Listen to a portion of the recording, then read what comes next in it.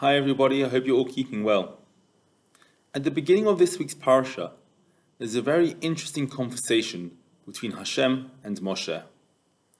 Hashem tells Moshe, go to Pharaoh, because I've hardened his heart.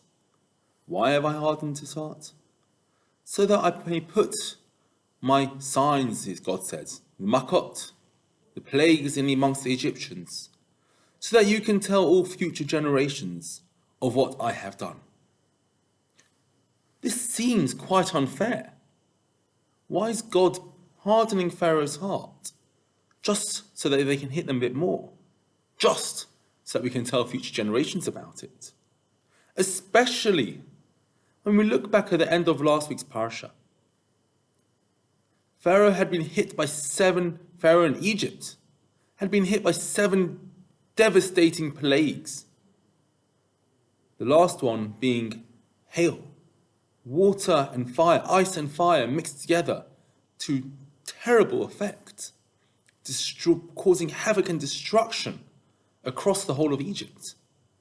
After which, Pharaoh said to Moshe, God is righteous, and me and my people are wrong. Pharaoh said that. He admitted it. What would have been impossible for him to have said just a couple of weeks prior. He is now saying and admitting God is righteous and me and my people are wrong. But yet, God now is coming along and is hardening Pharaoh's heart. That hardly seems right. But to answer this, we need to understand how God is hardening Pharaoh's heart.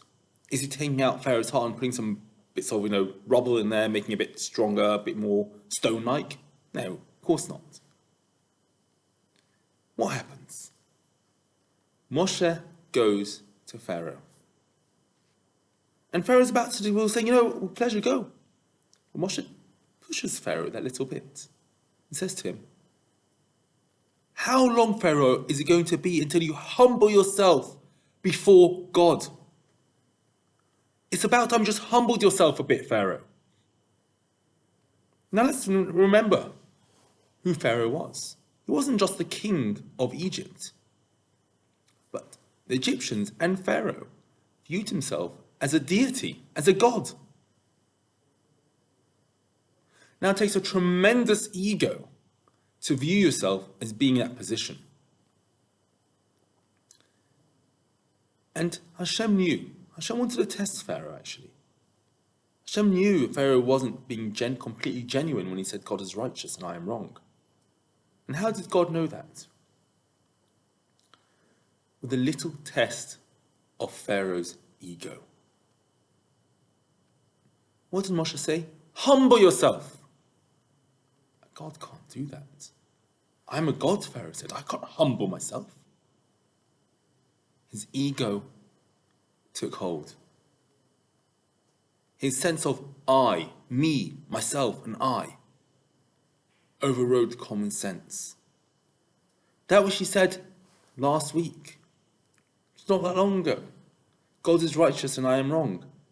That came from a place of desperation, not from a sense of true wholeness, of true feeling. Because once his ego got pushed, he can never stand up to that again. Up till now, God has been trying to teach the Egyptians lessons.